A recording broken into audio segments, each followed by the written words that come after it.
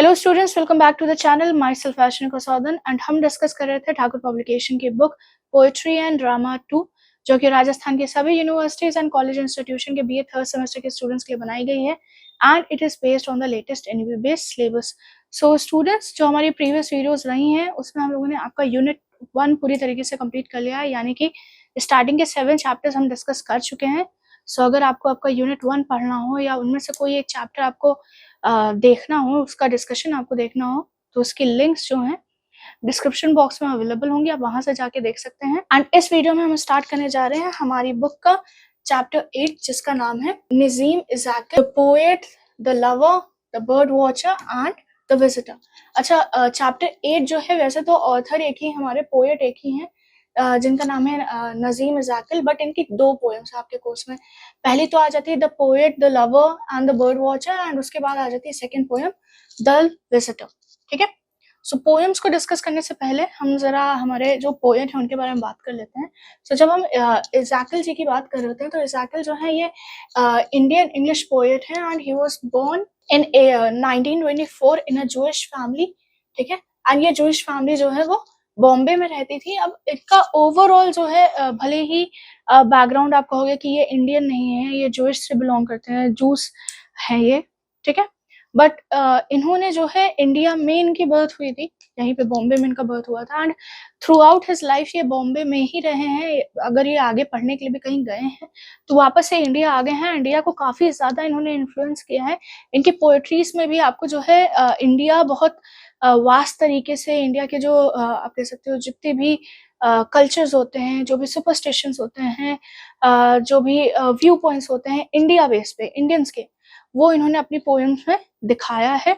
इनकी राइटिंग्स में आपको ओवरऑल सिर्फ ऐसा कंटेंट ही मिलेगा जो इंडिया से कनेक्टेड है। ठीक है, एंड इसीलिए इन्हें इंडियन पोएट कहा भी जाता है। एंड इनके कंटेम्प्रेरी जो थे वो इन पे डाउट भी करते थे कि आप इंडियन नहीं हैं, आप इंडिया के नहीं हैं, आपको इंडियन पोएट नहीं कहा जा सकता, आपका इंडिया एक अलग ही इंडिया है। ठीक है, तो उसके खिलाफ प्रॉपर इनका आर्ग्यूमेंट भी हुआ है। इन्होंने जो कंटेम्प्रेरी राइटर्स थे उन्होंने भी कुछ पेपर्स पब्लिश किए हैं, कुछ चीज़ें इनके खिलाफ लिखी हैं, इज़ाकिल जी ने उनका रिप्लाई भी किया है। ठीक है, सो अगर आप इन्हें डिस्कस करना चाहते हैं या आप इसके बारे में जानना चाहते हैं तो आप फर्दर गूगल सर्च कर सकते हैं। एंड अभी हम बात करते हैं सिर्फ इज़ाकिल के बारे में। सो ही वाज इनका करियर जो है वो 40 ईयर्स से ज़्यादा टाइम का रहा है and he belonged to a Marathi speaking Jewish community. ठीक है, जो कि बॉम्बे में रहती थी एंड इस कम्युनिटी का नाम जो था वो था बेन इज़राइल।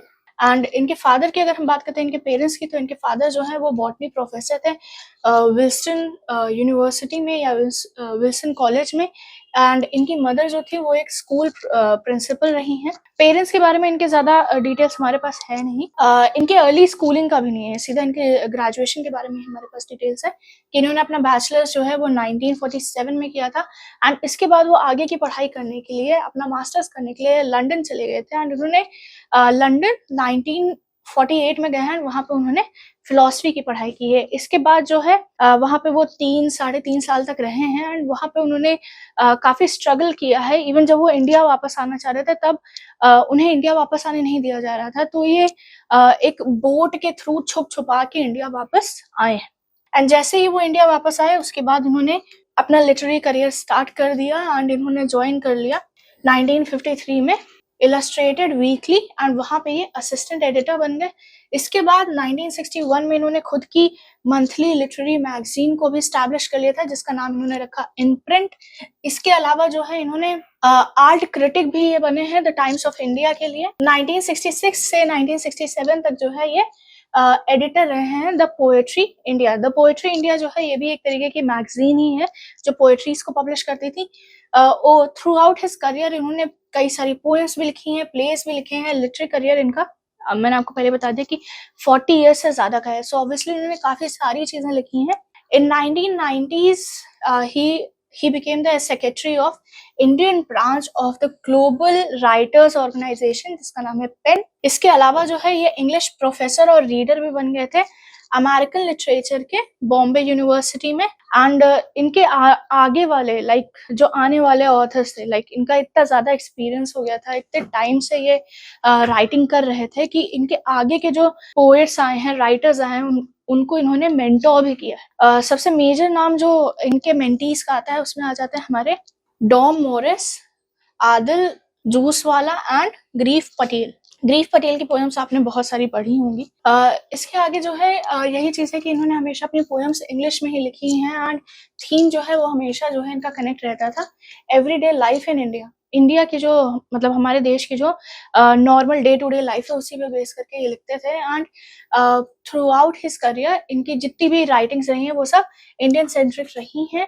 जस्ट बिकॉज इनका जूइश एंसेस्ट्री थी, अर्बन व्यू पॉइंट रहता था, तो कई सारे जो इनके कंटेम्प्रेरी थे उन्होंने इनको ट्रू इंडियन मानने से इनकार कर दिया था। एंड उनमें से एक थे हमारे वी.एस. नैपुल। इन्होंने वी.एस. नैपुल ने जो है पूरा एक आर्टिकल आप कह सकते हो या आप एक तरीके रिटन वर्क इन्होंने दिखाया था जिसमें इन्होंने कहा था कि इज़ाकिल जो है वो इंडियन नहीं है। और वो बहुत मतलब इज़ाकिल के बहुत खिलाफ बोलते थे। सो इनके रिप्लाई में जो है इज़ाकिल ने जो है एक ऐसे भी लिखा था जिसका नाम था नैपल्स इंडिया एंड माइन। तो उन्होंने इसमें पूरा जो भी नैपल जी ने पॉइंट ऑफ व्यूज दिए थे कि इज़ाकिल ऐसे हैं ऐसे हैं ऐसे हैं, इस वजह से वो हम उन्हें ट्रू इंडियन राइटर नहीं कह सकते। वो सारे पॉइंट्स को उन्होंने हाईलाइट करके अपना एक्सप्लेनेशन दिया था कि वो क्यों एक इंडियन पोएट हैं। एंड इसी में उन्होंने एक पॉइंट दिया था कि कई सारे राइटर्स ऐसे होते हैं जो पोएम्स लिख रहे होते हैं पर वो एक आउटसाइडर के पर्सपेक्टिव से लिख रहे होते हैं। बट इज़ाकिल की खास बात ये थी कि वो इंडिया में ही रहते थे, इंडिया के साथ इंडियंस के साथ ही रहते थे। एंड इसी वजह से वो अपनी पोएम्स में जो कॉमन लोगों का डे टू डे बिहेवियर होता है, जो day to day point of view होता है, जो कॉमन पॉइंट ऑफ व्यू होता है, उसको अपनी पोएम्स में वो बहुत अच्छे से एक्सप्रेस कर पाते थे। इसके अलावा इन्हें कई सारे अवार्ड्स भी मिले हैं। सबसे बड़ा अवार्ड जो इन्हें मिला था वो था साहित्य अकादमी अवार्ड, जो कि इन्हें 1983 में मिला था। एंड इसके बाद इन्हें पद्मश्री अवार्ड भी मिला है 1888 में। अब इसी के बाद जो है इज़ाकिल काफी टाइम तक अल्जाइमर डिजीज से जूझते रहे। अल्जाइमर डिजीज मतलब आप धीरे धीरे चीजें भूलना शुरू कर देते हैं।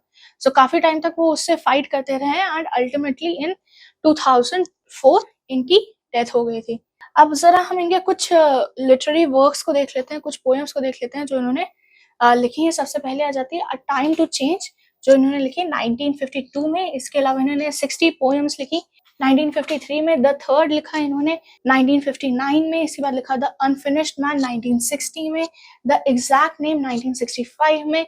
हाइंस एंड डार्कनेस 1976 में। लैटर डे पैशनल 1982 में। सो ये सारे कुछ इनके कलेक्शंस आ जाते हैं पोएम्स के जो इन्होंने लिखे थे। एंड इसी के साथ हो जाते हैं। सो इसका आप याद रखिएगा, ये एक आर्स पोएटिका है जिसका मतलब होता है आर्ट ऑफ पोएट्री। अब सो इसी के साथ हमारे ऑथर का डिस्कशन, पोएट का डिस्कशन कंप्लीट होता है। अब हम जरा हमारे पोएम के बारे में कुछ डिस्कस कर लेते हैं एंड उसके बाद हम पोएम का एक्सप्लेनेशन स्टार्ट करेंगे। सो जब हम इस पोएम की बात करते हैं like the poet, the lover and the bird watcher, so इसके कुछ पॉइंट्स आ जाते हैं। सबसे पहले आ जाता है कि इसे हम लोग आर्स पोएटिका मानते हैं। ठीक है, आर्स पोएटिका क्या हो गया? It means the art of poetry. ठीक है, आर्ट ऑफ पोएट्री मीन्स हो जाता है कि भैया आप जो है पोएट्री की जितनी भी टेक्निक्स होती हैं, जितने भी फॉर्म्स होते हैं, आप उसको प्रॉपर स्ट्रक्चर में फॉलो कर रहे होते हैं। सो ओवरऑल इसमें जो है आपको 2 स्टैंजास मिल जाते हैं एंड हर स्टैंजा में जो है 10 लाइन्स आपको ईच मिलेंगी। राइमिंग स्कीम की जब हम बात करते हैं तो राइमिंग स्कीम आ जाती है ए बी बी ए ए, ये 5 लाइन का सेट हो गया। इसके बाद आता है ए बी बी। ठीक है, सेम पैटर्न सेकंड स्टैंजा में भी फॉलो होगा। ओके, सो अब हम चलते हैं हमारे पोएम के एक्सप्लेनेशन पे।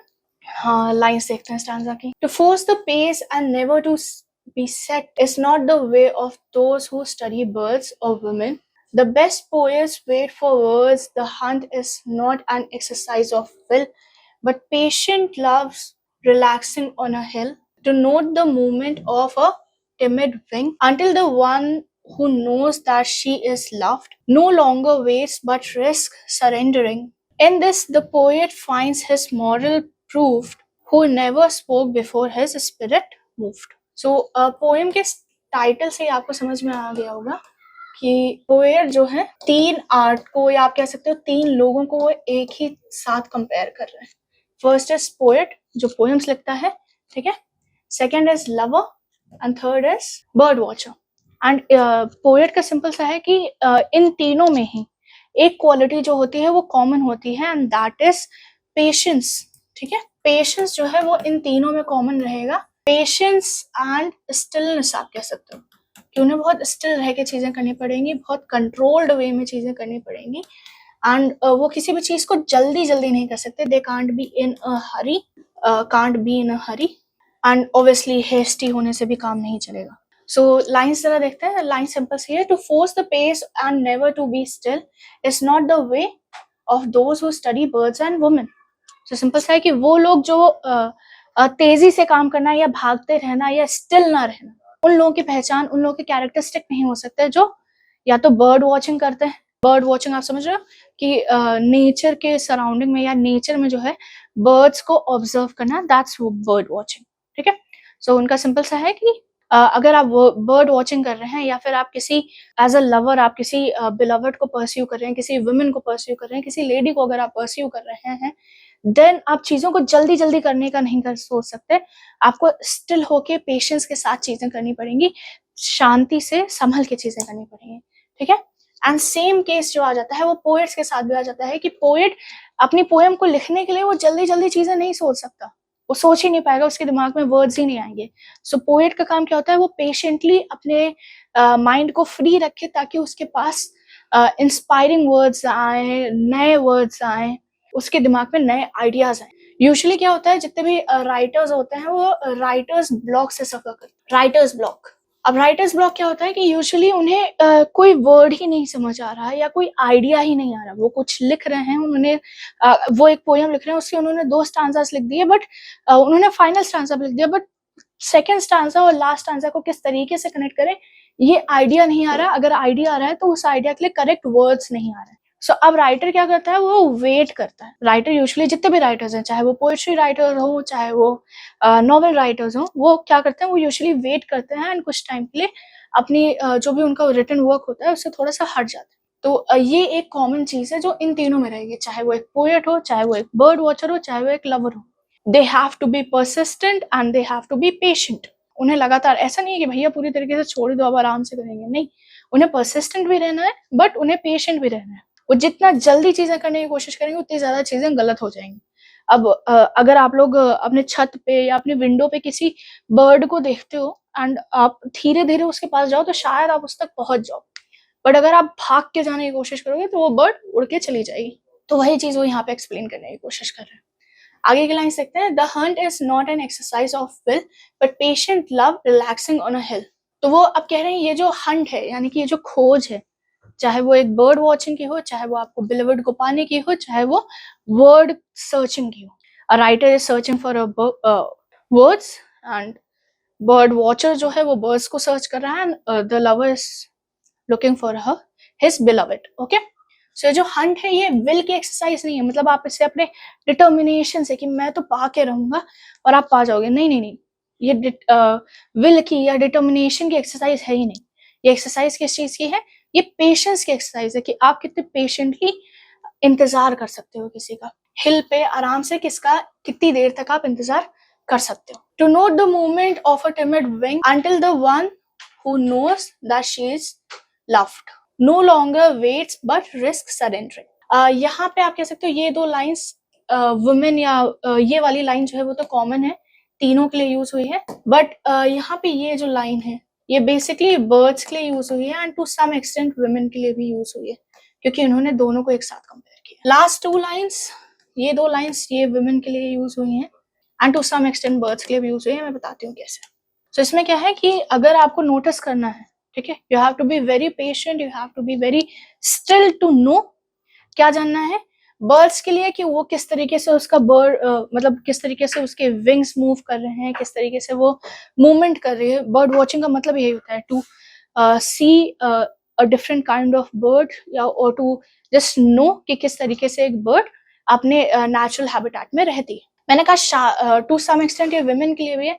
वुमेन के लिए किस तरीके से है कि यूजुअली जो है एक वुमेन को आपको स्पेस देनी पड़ेगी, आपको एक सेफ स्पेस देनी पड़ेगी ताकि वो अपने कंफर्ट जोन में रह सके, उसे आप पे भरोसा हो सके, वो लव्ड फील कर पाए। एंड वंस द बर्ड और the women trust you, she feels loved.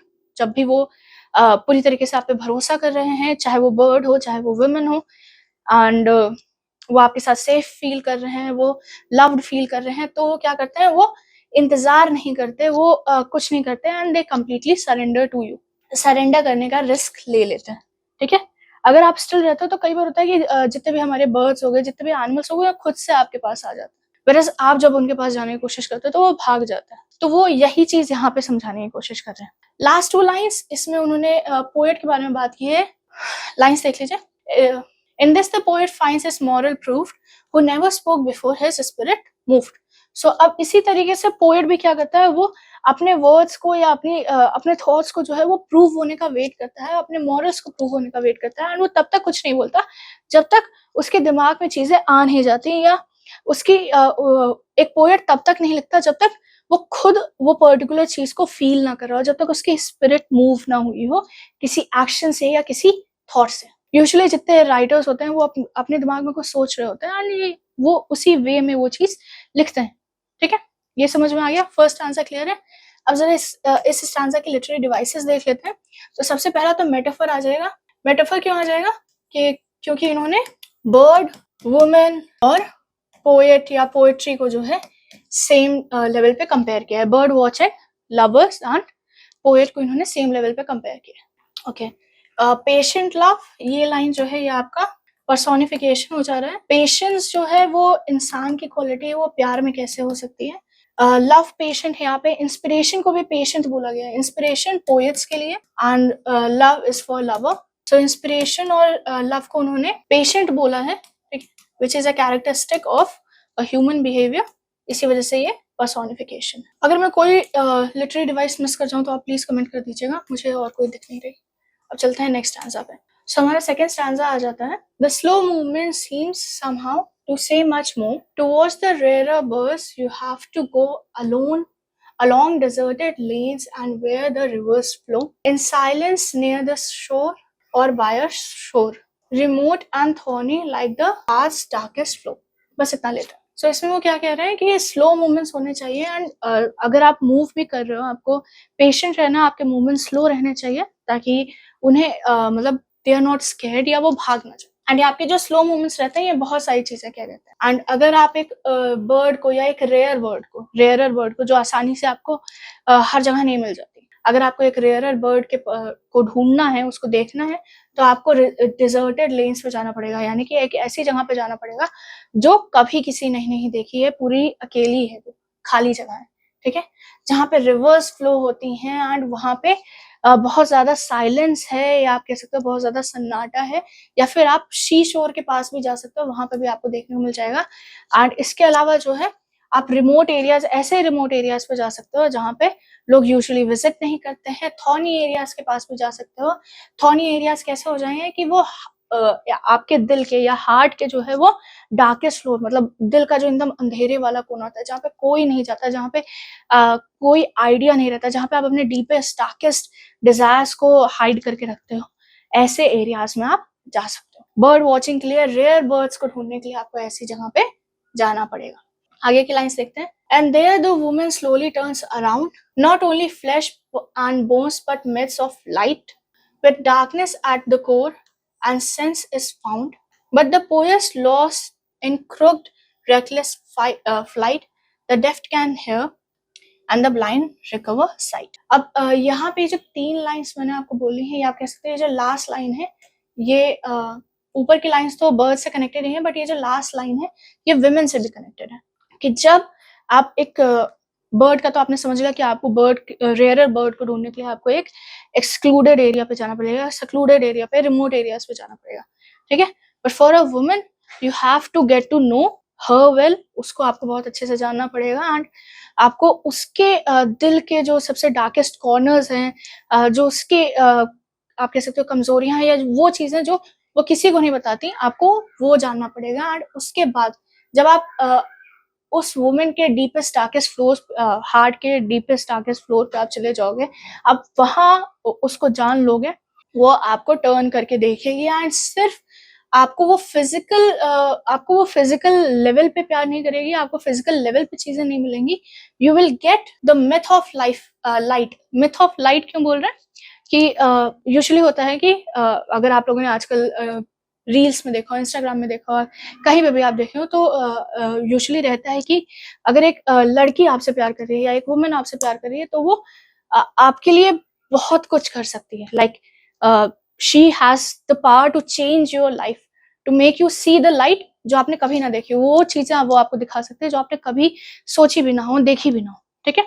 सो वैसा ही कुछ वो यहाँ पे कह रहे हैं कि अगर आप इफ शी ट्रस्ट यू, आपने उसके डीपेस्ट डार्केस्ट इनसिक्योरिटी को टच कर लिया है, उसको ओवरकम कर लिया है, तब वो आपको सिर्फ फिजिकल रेलम में ही नहीं, ठीक, फिजिकल बेसिस पे ही नहीं, वो आपको आपकी लाइफ को, या कह सकते हो आपके सराउंडिंग्स को एक ऐसी लाइट से भर देगी, ऐसे इंस्पिरेशन से भर देगी, एक मिथ की तरह है जो किसी ने शायद कभी नहीं ना देखी. तो आपको सबसे ज्यादा डार्केस्ट कॉर्नर पे या सबसे डार्केस्ट कोर में जो है आपको वो लाइट मिलेगी, वो आपको सेंस मिल जाएगा. एंड इसी सेंस के साथ या इसी फीलिंग के साथ जो है वो लवर कह सकता है कि हाँ, मेरा प्यार जो है वो कंप्लीट हो चुका है. ओके. एंड वहीं पे पोएट जो है वो यूजुअली जो वर्ड्स के लिए खोया रहता है, भूला भटका रहता है, उसे भी एक पॉइंट पे जब वो अपने डीपेस्ट डार्केस्ट कॉर्नर्स पे जाएगा, बहुत डीप जाके वो चीजें सोचेगा, तब उसे ऐसे वर्ड्स मिल जाएंगे, या एक ऐसा आप कह सकते हो ऐसे वर्ड्स वो अरेंज कर पाएगा जब वो इतना ज्यादा रेकलेस हो जाए, रेकलेस भी नहीं, आप कह सकते हो कि रेस्टलेस हो जाए, कि वो वर्ड्स के अलावा और कुछ सोच ही ना पा रहा हो, वो सिर्फ अपनी पोएम को कंप्लीट करने के बारे में सोच रहा है, is completely lost in his poem. तब उसे ऐसे वर्ड्स मिल जाएंगे जो कि क्या कर सकते हैं, वो इतने पावरफुल वर्ड्स रहेंगे कि वो एक डेफ यानी कि बहरे इंसान को भी सुनने की शक्ति दे सकते हैं, एंड एक ब्लाइंड यानी कि एक अंधे इंसान को देखने की भी शक्ति दे सकते हैं. यहाँ पे आपका क्वेश्चन आ रहा होगा कि मैम ये बहरा कैसे सुन सकता है, या एक डेफ इंसान कैसे सुन सकता है, एक ब्लाइंड इंसान देख कैसे सकता है. सो सिंपल सा है, a def person can read, वो एक नॉर्मल बुक को रीड कर सकता है, वो पोएम्स के वर्ड्स को रीड करके समझ सकता है, and a blind can hear the words जो राइटर ने लिखे हैं. एंड इसकी वजह से एक राइटर, आप ये समझिए कि एक राइटर इमेजिनरी बहुत ज्यादा यूज करता है अपने पोएम्स में. ठीक है. सो इमेजिनरी की हेल्प से जो है a deaf can hear, a blind person can see. Okay. यहाँ पे वही सेंस है. अब जल्दी से जरा हम लोग लिटरेरी डिवाइसेस देख लेते हैं कौन कौन सी है. तो सबसे पहले इमेजिनरी आ जा रही है जो यहाँ पे यूज हुई है इस लाइन में, deserted lens, remote areas, even इस स्टैंजा में भी जो है कुछ हद तक यूज हुई है, इन लाइन्स में भी यूज हुई है. ये वाली जो लाइन है आपकी, ये सिमली है, लाइक लगा हुआ है, मैं आपको पहले बता चुकी हूँ, जहां पे आपको लाइक दिख जाए वहां पे सिमली आ जाएगा. कंट्रास्ट शो हो रहा है लाइट एंड डार्कनेस का, कि मिथ ऑफ लाइट आ रहा है और डार्कनेस वर्ड आ रहा है, ये आपका कंट्रास्ट शो कर रहा है. ओके. एंड लास्ट में आ जा रहा है आयरनी. लास्ट लाइन आपकी आयरनी है. आयरनिकल क्यों है? क्योंकि पूरी तरीके से अपोजिट हो रही है कि भाई deaf can hear and blinds recover sight. So ये है आपकी poem the poet, lover and bird watcher. Hopefully आपको ये समझ आ गई होगी. एंड अब हम चलते हैं आपकी सेकंड पोएम पे. सो आपकी जो सेकंड पोएम है वो है द विजिटर. इसके बारे में जब हम बात करते हैं तो ये आप कह सकते हो जो हमारे इंडियन सुपरस्टिशंस हैं उन पे बेस्ड पोएम है ये, उन्हीं पे बेस करके बनी हुई है. अभी आप रीड करोगे तो आपको समझ में आ जाएगी. इसके अलावा पोएम जो है वो 5 स्टैंजाज में है, 5 फ्री स्टैंजाज में, मतलब कोई स्ट्रक्चर फॉलो नहीं हो रहा, कोई राइम स्कीम फॉलो नहीं हो रही, कोई मीटर फॉलो नहीं हो रहा. It's just 5 stanzas, free stanzas. And her stanza में जो है वो आपको 6 लाइंस मिल जाएंगी. इसके अलावा ये जो है हमारा जो एक कंट्रास्ट शो कर रहा है कि हमारी जो डे टू डे लाइफ होती है एंड हमारी जो इमेजिनेशन होती है, ठीक है, डेली लाइफ और इमेजिनेशन के बीच में जो डिफरेंस होता है या जो कॉन्ट्रास्ट होता है उसे वो शोकेस करे ये पूरी पोएम. ओके. इतना आपको समझ में आ गया. अब चलते हैं हम हमारी पोएम के एक्सप्लेनेशन पे. सो पोएम का फर्स्ट स्टैंजा आ जाता है. 3 times the crow has cawed at the window, baleful eyes fixed on mine, wings slightly raised in a sinister pose, body tense, a neck craned like a nagging woman's, filling the room with voice and presence. So अब ये क्या कह रहे हैं कि first of all आप ये समझ लीजिए कि जो हमारे पोएट हैं, ठीक है, या स्पीकर जो हैं, वो अपने रूम में बैठे हुए हैं एंड एक क्रो जो है वो इनके विंडो पे आया है एंड वो वहां पे जो है विंडो पे बैठ के जो है वो काव काव की आवाज निकाल रहा है। And to be exact, poet का कहना है कि उसने 3 बार आवाज निकाली, ठीक है, वो 3 बार काव काव किया। एंड उसकी आईज कैसी, उसकी आईज जो है वो मेनेसिंग है, यानी कि ऐसे जैसे कि कुछ मतलब शरारती और शैतानी जो आंखें होती है वैसी आंखें हैं उसकी। एंड वो आंखें जो है किस पे फिक्स्ड है, वो हमारे स्पीकर को, मतलब स्पीकर को प्रॉपर्ली देखते हुए, उनको अपने प्रेजेंस को नोट करते हुए कि देखो मैं हूं यहाँ पे, तब वो जो है वो क्रो काव काव की आवाज निकाल रहा है। टू बी एग्जैक्ट वो 3 टाइम्स निकाल रहा है। अपने विंग्स को प्रॉपर वो फैला रहा है पूरी तरीके से, वो अपना मतलब आप कह सकते हो एक इंटिमिडेटिंग कैरेक्टर वो दिखाने की कोशिश कर रहा है कि देखो मेरे विंग्स भी मैं फैला के अपने विंग्स भी दिखा रहा हूँ। एंड प्रॉपर जो है वो एक सिनिस्टर पोइज, मतलब यानी कि एक मतलब सिनिस्टर होता है कुछ भी जो बुरा होता है या कुछ भी शैतानी जो होता है, उसके लिए हम वर्ड यूज करते हैं सिनिस्टर। सो वो एक शैतानी पोज ले रहा है, आंख मेनेसिंग है उसकी एंड बॉडी टेंस करके वो काव काव की आवाज निकाल रहा है। एंड वो काव काव की आवाज कैसे निकाल रहा है, वो अपनी काव काव की आवाज अपने नेक को आगे की ओर खींच के उठा के वो निकाल रहा है। सो कैसे लग रहा है, जैसे एक नागिंग वुमन जो है वो चिल्ला रही हो। एंड वो नागिंग वुमन, नागिंग आप कह सकते हो कोई ऐसी जब आप किसी को परेशान करने के लिए कुछ बोल रहे हो, जैसे आपकी मम्मी ने कह दिया कि आप अपना रूम जरा क्लीन कर लो, तो वो तो आपसे होता नहीं है, आप 2-3 दिन ले लोगे, मम्मी 4-5 बार कहेंगी, जब तक मम्मी झाड़ू नहीं मारेंगी तब तक रूम क्लीन नहीं होगा। सो आपकी मम्मी जो बार बार कह रही है ना कि रूम क्लीन कर लो, रूम क्लीन कर लो, रूम क्लीन कर लो, नाउ दिस इज नागिंग, कि कोई आपको कॉन्स्टेंटली एक ही चीज करने के लिए आपको बार बार कह रहा है। तो वो क्रो भी क्या कर रहा है कि वो ऐसे बिहेव कर रहा है जैसे कि वो एक नागिंग वुमन है एंड वो अपनी प्रेजेंस को भी नोन फील करा रहा है एंड अपनी वॉइस को भी पोएट को या स्पीकर को दिखा रहा है कि अरे जो मैं कह रहा हूँ वो होगा, करो करो करो। तो इस स्टैंजा में लिटरेरी डिवाइसेस देख लेते हैं कौन कौन से हैं। बेफुल आइज, सिनिस्टर पोइस, ये आ जाएगा आपका पर्सोनिफिकेशन, एक नॉन लिविंग थिंग को ह्यूमन कैरेक्टर्स दिए गए हैं, ठीक है, पर्सोनिफिकेशन आ गया। नेक क्रेन्ड लाइक अ नागिंग वुमन, ये आपका सिमिली आ गया। बस इतने ही है, आगे चलते हैं। Next stanza, 3 times I got the message sleepwalking on the air of thoughts with muddy clothes and flooded downs, concerned for all created things to cope with the visitor whose terms would compromise my own. So वो क्या कह रहे हैं कि उसने 3 बार cow cow किया है और मुझे उसका मैसेज 3 बार में समझ में आया, मतलब मैंने उसका मैसेज 3 बार में समझा है कि कोई आने वाला है। अब मैसेज क्या है, मैसेज ये है कि कोई आने वाला है, ठीक है, someone is going to come, ये मैसेज है, someone is going to come, ये मैसेज है। अब ये मैसेज क्यों आ रहा है, ये मैसेज इसलिए आ रहा है क्योंकि इंडियन सुपरस्टिशन है कि जब एक कौवा जो है, क्रो जो है, वो आपके विंडो पे या आपके छत पे जो है वो आके काव काव करता है तो कोई ना कोई घर में आएगा, इट्स अ ओमेन। अभी यहाँ पे दिया नहीं है कि क्या ओमेन होता है। यूजुअली मेरे घर में माना जाता है कि अगर कौवा आ रहा है तो it's a good omen, but poem में अभी भी स्पेसिफाई नहीं किया गया है। पोएम में बस ये बोला गया है कि इट्स अ ओमेन, एक तरीके का मैसेज है कि कोई आने वाला है। तो वही चीज बोल रहे हैं कि मैं 3 बार समझा हूँ कि वो कोई आने वाला है। ओके, अब इसकी वजह से क्या हुआ है कि मेरे जो थॉट्स हैं, मैं स्लीप वॉक करने लगा हूँ। स्लीप वॉक वो एक्चुअली नहीं कर रहे हैं, बट वो अपने थॉट्स में इतने ज्यादा खो गए हैं कि उन्हें जैसे लग रहा है कि वो बिना कुछ सोचे समझे बस वो चलते चले जा रहे हैं, ठीक है। अब थॉट्स किस चीज के हैं कि जो इनका विजिटर होगा वो कैसा होगा, विजिटर के लिए क्या क्या करना पड़ेगा, कैसे कैसे करना पड़ेगा, सामान क्या क्या अरेंज करना पड़ेगा, ठीक है। वही चीज आगे उन्होंने लिखी हुई है कि मैंने क्या किया, मैंने जो अपने गंदे कपड़े थे, मडी कपड़े थे, उनको पहने पहने जो है मैं हर वो चीज के बारे में सोचने लगा जो विजिटर के लिए जरूरी है, to cope with the visitor, मतलब विजिटर का ख्याल रखने के लिए, अपने गेस्ट का ख्याल रखने के लिए उन्हें क्या क्या चीजें करनी पड़ेंगी, वो उसके बारे में सोचने लगे। And he forgot about his own physical appearance, ठीक है। एंड इसके बाद वो कह रहे हैं कि ये विजिटर कैसा होगा, ये विजिटर वो होगा जिसकी वजह से मुझे अपनी चीजों में कॉम्प्रोमाइज करना पड़ेगा। यूजुअली आपके घर गेस्ट आते हैं 1-2 दिन के लिए, तो आप क्या करते हो, आप थोड़ा बहुत एडजस्ट कर लेते हो कि आप एसी वाले रूम में सो जाइए या आप बेड पे सो जाइए, हम नीचे हो जा रहे हैं या हम दूसरे रूम में सो जा रहे हैं, ठीक, यूजुअली ऐसा ही होता है। तो वही चीज पोएट या स्पीकर भी यहाँ पे कह रहे हैं कि अब इस विजिटर के लिए मुझे भी कॉम्प्रोमाइजेस करने पड़ेंगे, मुझे भी अपनी लाइफ में चीजें एडजस्ट करनी पड़ेंगी। लिटरेरी डिवाइस देख लेते हैं। तो sleep walking on the air of thought, ये मेटाफर है। मडी क्लोथ्स, ये यहाँ पे आप कह सकते हो इमेजिनरी है इनकी, ठीक है, वो एक तरीके से इमेज बना रहे हैं कि पोएट किस तरीके के कपड़े पहना हुआ है। बस इतने ही है इसमें।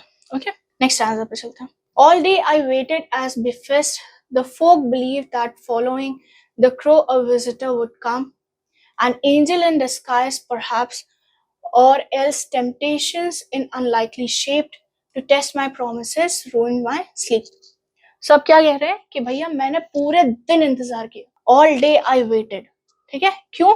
क्योंकि फोक बिलीफ यानी कि सुपरस्टिशन, आपको होता है कि एक सुपरस्टिशन होता है कि जब कौवा आपके घर पे आके काव काव करता है तो गेस्ट आते हैं, तो वही चीज वो यहाँ पे बोल रहे हैं कि एक फोक बिलीव यानी कि एक सुपरस्टिशन है कि जब एक क्रो आपके घर आता है तो उसके बाद जो है एक विजिटर भी आएगा आपके घर।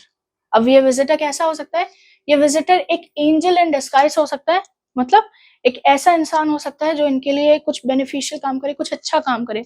एक एंजल इन डिस्गाइज हो सकता है जो भगवान ने भेजा हो, एक फरिश्ता हो सकता है मेरे, या फिर वो क्या हो सकता है, वो एक टेम्पटेशन हो सकता है। इन टेम्पटेशन यानी कि कुछ ऐसा जो आपके लिए बुरा साबित हो, कोई एक ऐसी चीज वो आपको करा दे जिसकी वजह से आप अपने सारे प्रोमिसेस भूल जाएं, आप अपने सारे वादे भूल जाएं, and you will ruin your sleep और you will ruin your promises. तो यहाँ पे कह रहे हैं कि ये जो विजिटर है या तो वो एक अच्छा इंसान हो सकता है, एक फरिश्ते की तरह हो सकता है जिसकी वजह से मेरी लाइफ में चीजें और सही हो जाएंगी, मेरी लाइफ और बदल जाएगी, या फिर वो एक टेम्पटेशन यानी कि एक वो आप कह सकते हो कि जैसे एंजल और डेविल होते हैं, तो वो एक डेविल भी हो सकता है जो कि बुरे इंटेंशंस के साथ इनके पास आए एंड उसकी वजह से क्या हो, ये अपने वादे तोड़ दें, ये अपनी लाइफ में परेशान होने लगे एंड इनके साथ बुरी चीजें होने लगी। लिटरेरी डिवाइस देख लेते हैं, तो इस स्टैंजा में सिर्फ एक ही लिटरेरी डिवाइस है, वो है आपकी इन दो लाइंस में, जिसमें इन्होंने सिंबलिज्म का यूज किया है कि पॉजिटिव या नेगेटिव जो गुड ओमेन या बैड ओमेन है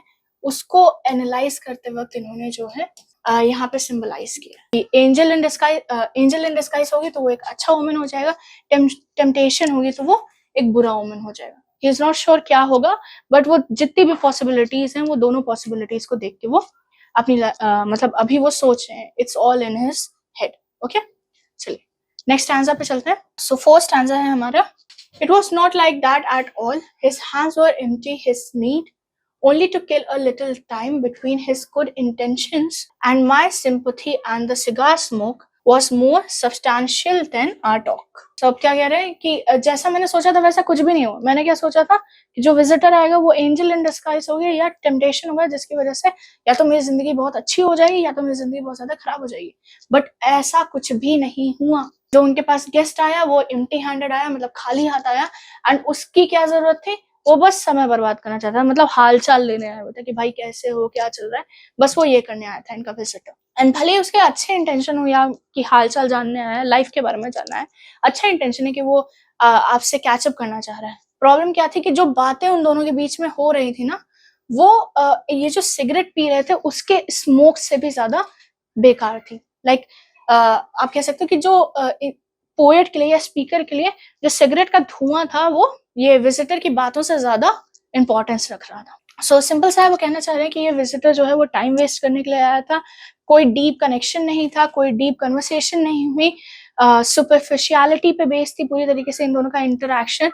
एंड जितना ज्यादा पोएट ने सोचा था कि भाई ऐसा हो सकता है वैसा हो सकता है, वैसा कुछ भी नहीं हुआ, and it just resulted in a mundane activity, एक नॉर्मल एक्टिविटी जैसा रह गया कि भाई जैसे नॉर्मली हम किसी अपने दोस्त से मिलने चले जाते हैं, जब बोर हो रहे होते हैं, भाई क्या है चल मिलने आ जाते हैं, एंड आप मिल लेते हो, आप बेवकूफी कर लेते हो, तो वैसा कुछ यहाँ पे भी हुआ। ठीक है, तो मंडेन लाइफ रही इनकी। लिटरेरी डिवाइस देख लेते हैं, तो अच्छा थर्ड स्टैंजा और फोर्थ स्टैंजा, ठीक है, third stanza and fourth stanza दोनों को मिला के बन रहा है कॉन्ट्रास्ट।